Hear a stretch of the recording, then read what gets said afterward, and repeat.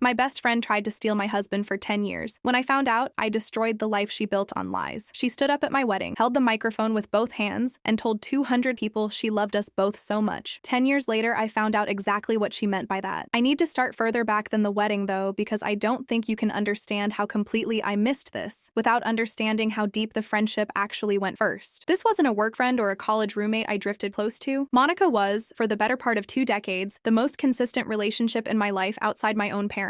I met Monica when we were 19, both broke, both waiting tables at the same diner off Route 9 to pay for community college. It was called the Blue Plate, one of those places with a laminated menu and a pie case by the register that always smelled like burnt coffee and cinnamon. We were assigned the same section by accident the first week, and by the second week we'd rearranged the schedule ourselves, so we always worked together, because the shifts were long and slow and miserable, and somehow less miserable with her there. She was the one who taught me how to fold napkins into little fans for the dinner rush, a completely useless skill that the owner loved for some reason, and that made us both roll our eyes every single shift. She covered for me more times than I can count. The time my car broke down on 42, the time I had the flu so bad I could barely stand, and always without complaint, always with some joke afterward about how I owed her a lifetime of favors now. The night that cemented us as something more than coworkers was the night my dad died. He'd been sick for months, a heart that was giving out slower than anyone expected, and then all at once, faster than anyone was ready for. Monica drove me to the hospital at 1 a.m. when my mom called, sat with me in the parking lot afterward because I couldn't make myself walk to my car, and split a bag of gas station donuts with me while I cried so hard I gave myself a headache. She didn't say much that night. She just stayed. For 6 years after that, Monica was the closest thing I had to a sister. I didn't have one of my own. I had her instead, and I never once thought to question whether that was mutual in the way I assumed it was. I met David 2 years after my dad passed, at a mutual friend's 4th of July barbecue, the kind with a cooler full of cheap beer, and somebody's uncle manning a grill that was clearly older than all of us combined. David was quiet in a way that read as solid instead of boring, an electrician who talked about circuits and wiring the way some people talk about music, with actual affection in his voice when he explained why a breaker panel mattered. I liked him immediately and assumed nothing would come of it, because that's usually how it goes. Monica was at that barbecue too. She was the one who nudged me toward him, actually, laughing, elbowing me in the ribs, saying, "That one's staring at you, go say something before I do it for you." I always thought that memory was sweet later. She practically handed him to me herself. I've replayed that sentence so many times since everything came apart that it started to sound different in my head, less like a gift and more like a woman who already knew exactly what she was doing and needed a socially acceptable reason to get close enough to him to start. We dated for 3 years before David proposed. He did it at the Blue Plate, on the same cracked vinyl booth where Monica and I used to sit during our 15-minute breaks, because he knew what that place meant to me, and he'd apparently asked Monica for advice on where to do it. Of course he had. She was already woven into every important decision either of us made. Monica cried at the engagement dinner 2 weeks later. Real tears, she said afterward, dabbing at her mascara, because she'd never seen two people fit together so easily. She asked to be my maid of honor before I'd even finished asking her, which made us both laugh at the time. She gave the toast at the reception that I still have on video, the one where she said she loved us both so much, that she couldn't imagine her life without either of us in it, that watching us fall in love had been one of the great privileges of her life. 200 people clapped. My mother cried. I hugged Monica so hard I nearly knocked the microphone out of her hand. I used to watch that video whenever I needed a reminder that good, uncomplicated love existed in the world, both romantic and platonic. I don't watch it anymore. I can't get through the first 30 seconds now without my stomach turning. For the first several years of our marriage, Monica was around constantly, and it felt completely normal, the natural continuation of a friendship that had already survived decades. She came over for Sunday dinners so regularly that David started cooking an extra portion by default without either of us discussing it. She helped David pick out furniture for our first house, a small 3-bedroom in a subdivision outside Columbus, with a maple tree in the front yard that David planted the week we moved in. A tree that is, I'll mention now, thriving, ironically, better than almost anything else from that period of my life. Monica was in the waiting room for 31 hours when our daughter Ellie was born, and she was the first person outside our own parents to hold her, cooing over her the way you'd expect from a doting aunt. I used to tell people Ellie had 3 parents, not 2, because Monica was that present, that involved, that trusted. I want to be honest about something before I go any further, because I think you need to understand the shape of my blindness before you can understand how deep it eventually went. Monica never married. She dated on and off over the years. A rotating cast of men never lasted more than a year, sometimes considerably less. And every single time one of those relationships ended, she'd show up at our house with a bottle of wine and stay until midnight, talking about how hard it was to find someone real, someone steady, someone who actually showed up. I felt for her every time, genuinely. I used to tell David, more times than I could possibly count over the years, "I wish she'd find someone like you." I said that exact sentence to my husband, unprompted, unguarded, dozens of times across a decade, completely unaware of what I was actually confessing out loud every time I said it. The first thing that should have told me something was small enough that I explained it away in about 4 seconds flat, the way you do with things you have no framework yet for taking seriously. It was our 5th wedding anniversary. David surprised me with a weekend trip to a cabin cabin up in the mountains, just the two of us, with Monica volunteering, practically insisting on watching Ellie the entire time. When we got home, I was doing laundry and found a note tucked in the pocket of David's jacket, a torn corner of notebook paper in Monica's handwriting. It said, "Have the best time. You deserve this. Love you both so much." I remember reading it standing at the washing machine and feeling nothing but warmth. That's just Monica, I thought. She loves us both so much. Her own words, again, echoing back at me from a scrap of paper I never should have needed to find in my husband's jacket in the first place. Looking back now, with everything I eventually learned, I can trace an entire decade of these moments, each one small enough to dismiss individually, each one meaningless unless you already knew exactly what you were looking for. The way she always angled her chair a little closer to David at dinner than she did to me, close enough that I'd sometimes have to lean around her to see him properly across the table. The way she remembered his coffee order without ever being told, extra cream, no sugar, down to the precise ratio, a level of detail I doubt I could have recited myself with total confidence. The way she'd touch his forearm when she laughed at something he said, just a half second too long, just enough that if you noticed it consciously, you'd feel embarrassed for noticing, like the paranoia was your own personal failing rather than a reasonable response to what was actually happening in front of you. There was a stretch, maybe 3 years into the marriage, when Monica went through a genuinely difficult period. Her mother got sick, a slow, draining illness that ate up almost 2 years before it finally took her, and Monica leaned on us hard during that time, which felt right, which felt like exactly what 19 years of friendship was supposed to for. David drove her to the hospital more than once when I couldn't get away from work. He sat with her in waiting. He helped her sort through her mother's house afterward, hauling boxes, disassembling furniture, doing the physical labor of grief that somebody has to do, and that Monica, an only child with a difficult relationship with her surviving father, had no one else to ask. I remember being grateful, actually grateful, that my husband was the kind of man to do that for my best friend without complaint. I have thought about that gratitude a great deal since, and what it actually was, in retrospect, was the exact moment the two of them were handed months of private, unsupervised, emotionally loaded time together, framed in a way that made it impossible for me to object to any of it without looking monstrous. Ellie turned 9 this past spring, and that's roughly when things started shifting in a way I could no longer fully explain away, though it took me embarrassingly long to admit that to myself. David started working later, not dramatically later at first, 30 minutes here, an hour there, always with a reasonable, boring explanation. A job ran long, a supplier called back after hours, inventory needed counting before a big install. I didn't think anything of it, because David had never once in 12 years given me a real reason to doubt him. That's the part that still makes my chest tighten when I sit with it. He had been a genuinely good, attentive husband for the vast majority of our marriage, which meant that when the lies did start, I had absolutely no defense mechanism built up against them. I had spent over a decade training myself specifically not to look for problems in that direction. The thing that finally cracked it open was almost embarrassingly small, the kind of accident that makes you furious at how close you came to never knowing at all. I was using David's laptop one evening to print a permission slip for Ellie's school trip, and his email was already open on the screen because he'd forgotten to log out that morning. I want to be very clear that I wasn't snooping. I've turned that moment over in my head more times than I can count since, partly because some small guilty part of me almost wishes I had been snooping, because at least then it would have been a choice I made rather than an accident I stumbled into. But a name sitting in the inbox caught my eye simply because it was so overwhelmingly familiar. Monica. The subject line read, "Can't stop thinking about Saturday." I sat there for a long moment, just staring at those 5 words. The way you stare at something before your brain actually lets you begin processing it. Saturday had been 3 days earlier. David had told me he was at a job site out in date, an install that ran late into the evening, close to 10 at night. I remembered the exact detail because I'd kept his dinner warm in the oven, and it had gone cold and dry anyway. By the time he finally walked through the door, I opened the email. It wasn't explicit, not in the way you might expect, and somehow that was almost the worst part. It read like two people who already had an entire private language built between them, references I didn't understand, a joke about someone named the innkeeper that clearly meant something specific to both of them, a familiarity that could not possibly have been built in a single conversation. Monica had written, "Same place next week? I'll tell her I have a work thing." She'd signed off with a single letter, M, the particular kind of signature people use once formality has become unnecessary between them, once an arrangement has repeated itself enough times to earn its own shorthand. I didn't confront anyone that night. I want you to understand exactly why, because I think it matters for everything that came after. I am not a person who explodes in the moment. I am a person who needs to understand the entire shape of something before I act on it, because a decade and a half of trust does not get dismantled over a single ambiguous email, no matter how damning it looks in the moment you find it. I needed proof. Real, complete, undeniable proof. Not one email I could still, if I tried hard enough, talk myself out of by morning. So I did something I'm still not entirely proud of, and don't entirely regret either. I started watching quietly, carefully, the way you watch something you desperately hope you're wrong about. I checked David's calendar against Monica's social media, cross-referencing the vague, carefully composed posts she made at coffee shops and gyms, posts that never quite added up to a full picture on their own, but slowly started forming one once I lined enough of them up side by side. Week after I found a pattern that stretched back at least 8 months once I dug properly. Every other Thursday, without fail, David had a late job booked. Every other Thursday, Monica posted a blurry, carefully cropped photo of a latte, no location tagged, time-stamped somewhere between 6 and 9 in the evening. I bought a small voice-activated recorder from an electronics store 2 towns over, paid cash, and planted it under the passenger seat of David's truck. The kind of thing I never in a million years imagined myself capable of doing to another human being, let alone my own husband. 2 weeks later, I had a recording of my husband and my best friend of 19 years discussing where to meet, laughing quietly about how good I supposedly was at not noticing anything. And then Monica saying, clear as day, in a voice I'd heard laugh at 1,000 dinners, I've been waiting for you since we were 22. I'm not going anywhere now. 22. That was the exact year Monica introduced us at that 4th of July barbecue. I sat in my car in a grocery store parking lot for 40 minutes after hearing that, not crying, just breathing, doing math I did not want to be doing. 19 years of friendship, 12 years of marriage, and somewhere buried inside both of those numbers was the real, actual timeline. The one where Monica had wanted my husband since before he was ever my husband, since before he was even mine at all, and had spent over a decade circling patiently closer while I called her my sister and thanked her, out loud, more than once, for being the one who found him for me. I didn't confront them right away, and this is the part where I need you to understand that I am, at my core, someone who plans. I work as an accounts manager. I spend my professional life building spreadsheets specifically designed to catch discrepancies that other people overlook. I decided that if Monica had spent 10 patient years quietly building a case for herself inside my own life, I could spend a few weeks building an equally patient, equally thorough case against her. I started documenting everything properly this time: dates, screenshots, saved emails forwarded to a private account David had no idea existed, the recording backed up in 3 separate places so it could never conveniently disappear. I pulled our joint bank statements next because if there was a pattern in time, there was very likely a pattern in money too, and there almost always is. There was. A recurring charge, once or occasionally twice a month, to a boutique hotel roughly 40 minutes outside town, always run through David's personal card, always categorized in our shared budget spreadsheet under a line item labeled job supplies, a category I had, embarrassingly, stopped double-checking years earlier precisely because I trusted him. Then I found the storage unit. Not literally an apartment, though it functioned like one, but a storage unit Monica had quietly rented 8 months earlier under her own name, at a facility clear across town from either of our usual routes. I only stumbled onto the lead because I finally did what I should have done from the very beginning and hired a private investigator, a calm, methodical woman named Renee, who specialized in exactly this particular kind of unraveling. Renee followed the storage unit thread and came back within a week with photographs and a facility records request. Inside, according to what she could confirm, was essentially a second private life. Clothes that weren't Monica's usual style, more casual, more like things David would have picked out, toiletries, a framed photograph of the two of them together, laughing, on some trip I was never once told about, somewhere with palm trees in the background that I still, to this day, haven't identified. Renee also uncovered something I hadn't even thought to go looking for. Monica had been quietly telling mutual friends over roughly the last 2 years that David and I were basically already finished, that we were only staying together for Ellie's sake, that everyone close to the situation kind of already knew that anyway. She had been laying groundwork the entire time, not only with David, but with our entire shared social circle, carefully positioning herself as the natural, understanding next chapter of the story, rather than the woman who had spent a decade patiently working to break apart a marriage from the inside. I sat with all of it for one full, miserable week before doing anything at all. I want to be honest that the week was not calm. I barely slept. I watched David play with Ellie out in the backyard in the evenings and felt something in my chest curdle every single time, because I could now see, retroactively, every small tell I'd spent years quietly explaining away without even realizing I was doing it. Here is what I eventually decided. I decided I was not going to scream at anyone across a kitchen table. I decided I was not going to hand Monica the version of this story where I looked hysterical and unstable, while she got to look like the reasonable, wounded party gently comforting her poor, unraveling friend, because I already knew, from watching her operate flawlessly for a decade, that this was exactly the script she would run the moment I came at her directly and alone. Without witnesses, without evidence laid plainly in front of a room. Instead, I planned a dinner. Monica's 40th birthday was coming up in 3 weeks, and she had been not so subtly hoping for a party for months, mentioning it just often enough that everyone in her orbit understood the assignment. I told her I wanted to throw her one myself, small, close friends only, at our house, the same house she'd helped furnish. I told her it felt like the right thing to do after everything she'd done for our family across this. I watched her entire face light up exactly the way David's had in that recording when he talked about waiting for her, and I filed that expression away too, because I understood by then that she trusted the invitation completely, unquestioning, precisely because she had spent 10 years convincing herself she'd made herself untouchable in my life, someone above suspicion, someone who would never have to answer for anything. The 3 weeks in between were their own kind of quiet torture. I kept living the ordinary version of my life on the surface, packing Ellie's lunches, running errands, sitting across from David at dinner, and asking about his day, all while carrying a folder of increasingly damning evidence that neither of them knew existed. There were moments I almost broke early. One night, David came home smelling faintly of a perfume that wasn't mine, and I had to excuse myself to the bathroom and run the water so he wouldn't hear me trying to get my breathing back under control. Another afternoon, Monica called just to chat, her voice light and easy, asking how the party planning was going. And I had to sit on my own kitchen floor after we hung up because the ordinary warmth in her voice made the whole thing feel almost unbearable. The sheer scale of what she was capable of hiding behind something as simple as friendliness. During that stretch, I also did something I hadn't originally planned on. I quietly reached out to the two co-workers of Monica's I'd gotten to know over the years, women named Priya and Kelsey, both of whom worked with her at the marketing firm downtown, and both of whom I had, without really thinking about it at the time, befriended separately over a decade of shared holiday parties and birthday dinners. I invited them to the party under the same pretense I'd given everyone else, and I made a point, gently in conversation, of mentioning that I was hoping the evening would be memorable, that I wanted people there genuinely valued honesty. I didn't tell them anything specific. I simply wanted people in that room who respected professionalism and would recognize exactly what they were looking at once I showed them. I also quietly asked Renee to be present the night of the party, off the books, simply as a guest, with a folder in her bag in case anyone doubted anything I was about to say. I remember telling her I hoped I wouldn't actually need to open that folder in front of anyone, and Renee, with the particular calm of someone who has watched a great many marriages come apart, told me gently that I probably would. The night of the party, Monica arrived glowing, genuinely thrilled, clearly under the impression that this was some overdue coronation as the family's honorary favorite aunt, the woman everyone adored, the one who deserved at last to be celebrated the way she'd spent 2 decades celebrating everyone else. She hugged David a full beat too long at the door, her hand lingering on his shoulder afterward in a way that, 6 months earlier, I would have registered as nothing at all. Nobody else in the room seemed to notice. I noticed everything now. I had trained myself in the space of a few weeks to see an entire decade of tells I'd spent 19 years refusing to name. Dinner went smoothly for the better part of an hour. There was easy conversation, David's parents telling an old story about our wedding day, my mother laughing too loudly at a joke she'd heard before, Ellie showing off a drawing she'd made specifically for Aunt Monica's birthday, a drawing of the three of us, David, Monica, and me, standing together under a rainbow, which very nearly broke something in my chest right there at the table, watching my own daughter innocently sketch the shape of the betrayal she had no idea she'd captured. Then, as we moved toward cake, I stood up with a glass in my hand, the way you do for a toast, and the room quieted the particular way rooms quiet when they expect something warm and celebratory. I said that Monica had been part of our family for 19 years, and that was and remains entirely true. I let that sentence sit for a second so everyone in the room could lean into it comfortably, the way you lean into the beginning of a toast you already know the ending of. Then I said that recently I'd learned exactly how deep that involvement had actually gone, and that I thought, given how much she genuinely loved being part of our story, everyone at that table deserved to actually hear the whole of it, start to finish, in her own words rather than mine. I didn't yell. I want that on the record clearly because it matters. I played 11 seconds of the recording, just 11 seconds. Monica's own voice, unmistakable, saying she'd been waiting since they were 22, that she wasn't going anywhere now. I watched her face go the exact color of the white tablecloth in front of her. I watched David's fork stop dead, halfway to his mouth, suspended there for what felt like a full 10 seconds. I watched Priya and Kelsey exchange a look across the table that told me, instantly, they now understood precisely what kind of person they had been calling a friend and a colleague for years. Monica tried to stand, tried to say the recording was out of context, that it was illegal, that clearly I wasn't well, that grief and stress could make a person hear things that weren't really there. I let her finish every word of it because I wanted the room to watch her reach for exactly the script I'd predicted she would reach for. Then I set the folder on the table, the one Renee had prepared, photographs of the storage unit, the framed photo inside it, the hotel statements with dates circled in red. I didn't read a single page of it aloud. I didn't need to. I simply slid it toward my mother-in-law, who was sitting closest, and let it travel hand to hand around that entire table in total silence while nobody said a single word, the only sound in the room the occasional soft rustle of paper. David didn't defend her. That surprised me more in the moment than almost anything else that happened that night. He sat there, pale, and when I finally turned and looked at him directly and asked calmly if any of it was true, he said quietly, barely above a whisper, yes, and put his head in his hands right there at his own dinner table, in front of his parents, in front of our daughter, who had thankfully already been sent upstairs by then to watch a movie, a small mercy I'd planned for in advance. Monica left before dessert was ever served. Nobody walked her out. I remember watching her get into her car through the front window, sitting there for a long moment before finally driving away, and feeling nothing that resembled satisfaction, only a strange, hollow kind of exhaustion, the specific tiredness of finally putting down something been carrying without realizing how heavy it had become. I wish I could tell you that was the end of it, that the folder and the recording were enough to close the door cleanly. They weren't. What followed over the next several weeks was its own smaller, uglier war, and I think it's important to include it because I think people assume a reveal like that ends things neatly, and in my experience, it almost never does. 3 days after the party, I got a call from a number I didn't recognize. It was a woman claiming to be a close friend of Monica's, someone I'd never met, insisting that I had, quote, blindsided a woman going through a mental health crisis, that Monica had been struggling privately for years, and that I had exploited that struggle for public humiliation humiliation. I hung up without responding. Renee had warned me this might happen, that people who get caught rarely go quietly, that they often reach for sympathy as a weapon almost immediately, recruiting others to relitigate the narrative before the facts have even settled. A week after that, Monica began telling a version of events to anyone who would listen that painted herself as the victim of an elaborate, unfair ambush. She told people I had been paranoid and controlling for years, that I'd always resented her closeness with David, that the entire dinner had been stage theater designed to destroy her reputation, rather than an honest reckoning with something real. A few of our more distant acquaintances, people who hadn't been in that room, people who hadn't heard the recording themselves, started to waver, unsure who to believe, the way people often do when they only have secondhand fragments instead of the full picture. I made a decision then that I debated for several days before acting on. I posted nothing publicly myself, no vague social media statement, no subtweet, nothing that could be construed as its own kind of theater. Instead, I quietly shared the same folder Renee had prepared with the handful of close mutual friends who'd started expressing doubt, privately, one at a time, in person, or over the phone. Never as a mass distribution, because I didn't want this to become a spectacle for strangers to consume. I wanted the people who actually mattered in my life to see the truth clearly and make their own decision from there. It worked, mostly. Our friend group closed ranks around me within about 2 weeks, not because I demanded loyalty, but because the evidence itself did the work I'd built it to do. Priya and Kelsey, Monica's own co-workers, stopped speaking to her almost entirely once they'd had time to sit with what they'd witnessed, and I later learned, secondhand, that Kelsey had quietly reported some of what she'd observed to their manager, not out of malice, but because she said she could no longer sit across a conference table from someone capable of that kind of decade-long deception without feeling complicit in something. Monica was let go from her job roughly 2 months later, officially for unrelated performance reasons, though I have my own suspicions about what unrelated really meant once her manager understood the kind of long game she was capable of running quietly for years. David moved out within the month, not because I demanded it in that exact moment at the party, but because in the days afterward I told him plainly, calmly, that trust does not get rebuilt inside the same house it was buried in, and that I needed space to figure out what I actually wanted before either of us pretended we could simply return to normal. He didn't argue. I think some part of him had been waiting a long time to finally stop carrying the weight of what he'd been doing, and being caught, however painful, came almost as a relief to him too, in its own strange way. I want to walk through what actually happened during those weeks in more detail, because I think it's important for people to understand that a reveal like that doesn't end a betrayal, it just changes its shape. In the beginning, I genuinely believed the worst of it was over the moment that folder finished making its way around the table. I was wrong. About 10 days after the party, I started noticing small, strange inconsistencies in Ellie's school pickup schedule. Twice that week, the front office called to confirm that Ellie's aunt had already picked her up, only there was no aunt authorized on her file besides Monica, whose name I had quietly removed from the approved pickup list the day after the birthday dinner. Both times it turned out to be a scheduling mix-up on the school's end, a substitute administrator misreading an old form that hadn't been updated yet, but both times my heart stopped completely before I confirmed that, and I understood in a very physical way just how much power Monica had accumulated inside the architecture of my daily life over 19 years. I spent that same afternoon updating every single account, every school form, every medical release, every list she'd ever been quietly added to over the better part of 2 decades, and it took most of the day, because there were more of them than I expected. That in itself told me something about how deeply embedded she'd made herself. Then came the emails to David's employer. I found out about this one secondhand, through a mutual friend whose husband worked at the same electrical company. Someone, anonymously, had sent David's supervisor a message claiming he'd been using company vehicles and work hours to conduct a personal affair, complete with vague, unverifiable timestamps that lined up suspiciously well with the pattern I myself had already documented. David was furious when he found out, not at me, but at Monica, certain it had come from her, though he could never prove it outright. His employer conducted a brief internal review and ultimately found nothing that violated company policy specifically, since the affair itself, however painful to me personally, wasn't technically a fireable offense on its own. But it cost David 2 weeks of quiet humiliation at work, sitting through a meeting with HR about his personal conduct. Something he told me later felt like a strange kind of karmic echo he hadn't expected and didn't particularly enjoy sitting inside of. I want to be honest that a small, ugly part of me felt something close to satisfaction when I heard about that. I'm not proud of that feeling, but I also recognized, watching it unfold, that Monica's instinct under pressure wasn't to disappear quietly and rebuild her life somewhere else. It was to keep pulling at threads, to keep trying to control the narrative even after she had lost every meaningful ability to do so. And that recognition is what made me start documenting again, almost out of habit at that point. The same instinct that had served me so well the first time. The next escalation came directly at me. I started receiving messages from an account with no profile picture and a string of random numbers for a username. Messages that referenced details only someone extremely close to my life possibly know. Small things about Ellie's school routine, about my exact work schedule, about a doctor's appointment I hadn't told anyone about outside my immediate family. The messages weren't threatening exactly, not in a way I could easily take to police, but they were unmistakably designed to let me know I was being watched, that someone still had eyes on the inside of my life even after I thought I'd closed every door. store. I traced what I could with Renee's help and found the account had been created less than a week after the birthday party, using a phone number that, through a records request Renee was able to run, connected back to a prepaid phone purchased with cash at a gas station 3 miles from Monica's apartment. I brought this to my attorney immediately, and this is where things started moving in a more formal direction than I'd originally anticipated needing. We filed a police report documenting the pattern, the anonymous messages, the employer email, the pickup discrepancies, all of it laid out chronologically with the same organizational instinct I'd used to build the original case against her. The detective assigned to the report was cautiously encouraging. He told me that on their own, none of these individual incidents would likely meet the threshold for criminal harassment charges, but that the pattern, taken together and properly documented, gave us a much stronger foundation if things continued to escalate, and he strongly encouraged me to keep a meticulous record of anything further. 3 weeks after that, Monica made her boldest and, in retrospect, most self-defeating move of the entire aftermath. She showed up unannounced at my parents' house an hour away, claiming she wanted to personally apologize to my mother for how everything had unfolded, insisting she deserved the chance to explain her side of things face to face. My mother, who had known Monica for 19 years and genuinely loved her like a second daughter right up until that dinner, let her in out of old habit before she'd fully processed what she was doing. Monica spent nearly an hour in my parents' living room painting herself as a woman who had been quietly suffering for years, unloved, unseen, and who had made a terrible mistake that she deserved compassion for rather than total exile. My mother listened, out of politeness more than agreement, and afterward called me in tears, not because she'd been persuaded, but because she said listening to Monica talk that way, so practiced, so composed, so entirely without real accountability, had made her feel sick to her stomach in a way she hadn't expected. She said it was the first time she truly understood, viscerally, just how long Monica must have been rehearsing versions of this exact conversation in her head. I didn't confront Monica about the visit directly. I didn't need to. Instead, my attorney used the incident, combined with the anonymous messages and the employer email, to formally request an order of protection, arguing a clear pattern of ongoing contact and harassment following a documented breach of trust. The hearing took place on a gray Tuesday morning in a courthouse downtown that I'd never once had reason to set foot in before that year. Monica showed up with her own attorney, a man who argued, not unreasonably from a legal standpoint, that grief and heartbreak had led his client to behave in ways she deeply regretted, and that a protective order was an excessive response to what amounted to a few ill-advised, emotionally driven mistakes. The judge, a woman in her 60s with the unhurried patience of someone who has heard every possible version of this story before, listened to both sides without much visible reaction. When she finally spoke, she noted plainly that the pattern documented, the anonymous account traced to a phone purchased near the respondent's residence, the pickup list discrepancies, the unsolicited visit to a family member's home after direct requests for no contact was more than sufficient to grant a limited protective order, effective for 2 years, with the option to renew. Monica's face, when the ruling was read, looked almost exactly the way it had at the birthday dinner, that same particular drain of color, and I understood in that moment that some part of her had genuinely believed, right up until a judge said otherwise, that she would always be able to talk her way back into being understood rather than held accountable. Before things finally went quiet, there was one more escalation I haven't mentioned yet, and I think it's worth including because it was, in some ways, the most calculated thing Monica did in the entire aftermath. About a month after the protective order hearing, a mutual acquaintance sent me a link to a fundraising page Monica had quietly set up under a slightly altered version of her name, describing herself as a woman recovering from a painful public betrayal by people she'd trusted for years, asking for help covering therapy costs and relocation expenses after losing her job and her closest friendships in what she called a campaign of humiliation. She never named me directly. She never had to. Enough details lined up that anyone who knew our history could read between the lines instantly, and enough people who didn't know the full story donated anyway, moved by the vague, sympathetic framing of a woman wronged. She raised a little over $3,000 in 9 days before someone, I still don't know who, commented on the page with a screenshot of a portion of the recording from the birthday dinner, and the donation stopped almost overnight. The page quietly disappeared a few days after that. I never confirmed whether Monica took it down herself or whether the platform removed it after complaints, and honestly, by that point, I'd stopped needing to know every detail. I had Renee's documentation of it saved anyway, filed alongside everything else, in case it was ever relevant again. It never was. After the protective order was granted, things finally, genuinely went quiet. I want to be honest that the quiet itself took some adjusting to. For months, I'd been living in a state of low, constant alertness, checking pickup lists twice, glancing at unfamiliar numbers with a small jolt of dread, and it took time for my body to actually believe the threat had passed. My therapist, a calm, direct woman named Dr. Alvarez, who I started seeing not long after the birthday dinner, told me this was an entirely normal response, that a decade of unknowingly living beside a slow-moving betrayal doesn't simply resolve the moment the betrayal is exposed, that the nervous system needs its own separate timeline to catch up to the facts the rest of you already know. The divorce process itself has been, all things considered, less dramatic than I once feared it might be, because of the financial documentation I'd already gathered well before I ever confronted anyone. My attorney tells me the process is moving considerably faster and more favorably than it otherwise otherwise might have. David didn't contest much. I think he understood, the same way Monica eventually did, that fighting too hard would only invite closer scrutiny of exactly how long this had actually been going on, and neither of them wanted the full 10-year timeline picked apart in a courtroom. I kept the house. Ellie kept her school, her room, her maple tree out front, the one David planted the week we moved in, which has, against all odds, thrived better than either of the people who once stood beneath it together. Monica made one final attempt roughly 2 months after the party. A long 4-paragraph message that began with the word obviously, which told me almost everything I needed to know about whether she'd actually done any real reflection in the time since. She wrote about how she'd been in a difficult place herself for years, about how loneliness makes people do things they aren't proud of, about how she hoped, someday, we could find our way back to something resembling the relationship we used to have. I read it twice. I thought seriously about what I would need to become, emotionally, in order to respond to it productively in that moment. Then I set my phone down and didn't respond. I haven't responded since. Maybe someday I will. Maybe enough time will eventually pass that the conversation could happen without the entire weight of that dinner sitting underneath every single word. For now, that door is closed, and I've been slowly learning to let it stay that way, without treating that as a failure on my part. I don't know exactly what happened to Monica after all of this, not in detail, and I've made a conscious effort to stop tracking the way I once tracked her carefully cropped Thursday cough photos without even meaning to. I heard secondhand through Priya that she eventually moved to a different city entirely, somewhere a few states over, and started over in some fashion. I hope, honestly, in whatever complicated way you can hope something for a person who spent a decade quietly trying to dismantle your life, that she finds some real help somewhere along the way, because 10 years of that kind of patient, obsessive waiting isn't something a person simply walks away from unchanged and unexamined, but that is no longer my responsibility to manage, and it is no longer my grief to carry on her behalf. The divorce finalized about 7 months after the party, on an ordinary Wednesday morning that felt strangely anticlimactic given everything that had led up to it. My attorney, a sharp, unflappable woman named Diane Ufor, walked me through the paperwork one final time in a small conference room that smelled like stale coffee, and when it was over, she shook my hand and told me, in the plain, practical tone she'd used through the entire process, that she'd seen a lot of divorces built on a lot less evidence than I'd walked in with, and that the clarity I'd brought to the process had almost certainly spared me a much longer, uglier fight. I kept the house outright. I kept full custody with a standard visitation schedule for David, who, to his credit, never once tried to fight me on Ellie, seeming to understand on some level that he'd already spent enough of our shared trust, and didn't have the standing to contest much else. David and I have had exactly one real conversation since everything settled, about 4 months after the divorce was finalized, at a coffee shop neither of us had any history with, neutral ground neither Monica nor our old life had ever touched. He looked older than I remembered, tired in a way that wasn't just about sleep. He told me he didn't expect forgiveness and wasn't asking for it, that he'd spent a long time in his own version of therapy trying to understand how he'd let something develop so slowly over so many years that by the time he recognized it as a problem, it already felt too enormous and too embarrassing to stop. He said Monica had a way of making things feel inevitable, like resisting her patience would somehow be crueler than giving in to it, and I told him, honestly, that I understood exactly what he meant, because she'd made me feel the same way about 100 smaller things across 2 decades. We didn't reconcile that day. We didn't need to. We simply agreed calmly to be functional co-parents, and so far, a year later, we have managed to hold to that. Ellie is doing remarkably well, all things considered. Kids are more resilient and more perceptive than we tend to give them credit for. She knows, in the simplified, age-appropriate version I've given her, that mommy and daddy love her very much but don't live together anymore, and that Aunt Monica made choices that hurt our family. Choices grown-ups sometimes make even when they know better. She still draws pictures sometimes, though the rainbows now only ever have 2 people standing under them, and the first time I noticed that shift, I had to step into the hallway for a minute before I could go back and tell her how much I love the drawing. I started dating again about 8 months ago, cautiously, slowly, mostly through people I already knew rather than anything impersonal or anonymous, because I'm not sure I trust my own instincts around strangers quite the way I used to. Nothing serious yet. I'm not in a rush. Dr. Alvarez tells me that's exactly the right pace. That trust rebuilt too quickly after something like this tends to be trust rebuilt on the same shaky architecture as before, and I believe her because I've had a full decade of evidence now for what happens when you build too much of your life on assumptions you never bothered to actually verify. People ask me sometimes,